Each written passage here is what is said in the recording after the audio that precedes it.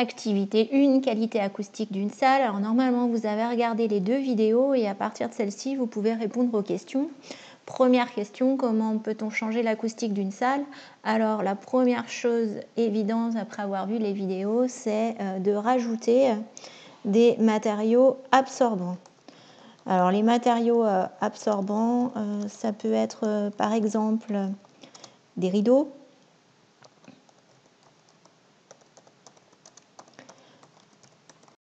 ça peut être aussi de la moquette.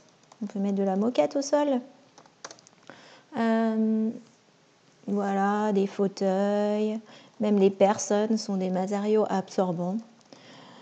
Et donc ça permettra de réduire la réverbération. Alors autre chose qui va avoir un impact sur la réverbération, c'est le volume de la salle. Il vaut mieux avoir un volume de salle plus petit. Alors comment on peut faire pour diminuer le volume de la salle? Bon, vous me direz, quand on a une pièce, elle fait déjà une certaine taille.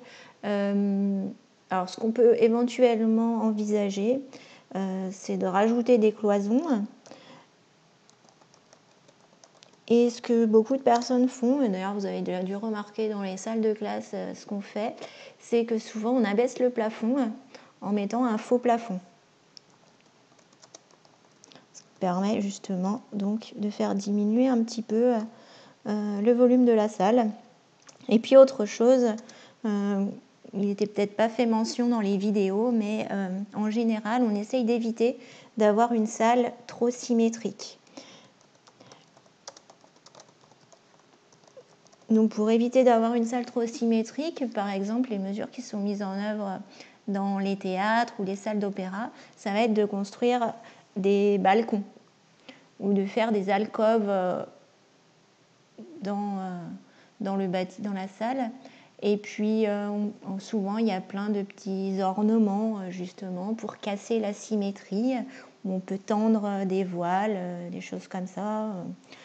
Justement toujours pour limiter la symétrie.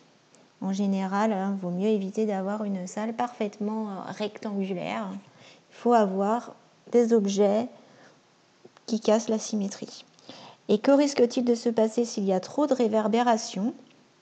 Alors s'il y a trop de réverbération, à ce moment-là, le discours ne devient pas intelligible. Enfin, on n'arrive plus à comprendre ce qui est dit.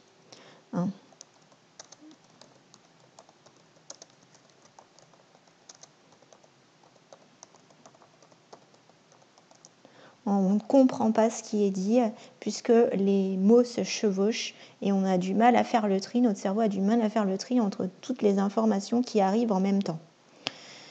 D'ailleurs, je vous ai mis un petit fichier audio pour que vous puissiez vous rendre compte de ce phénomène.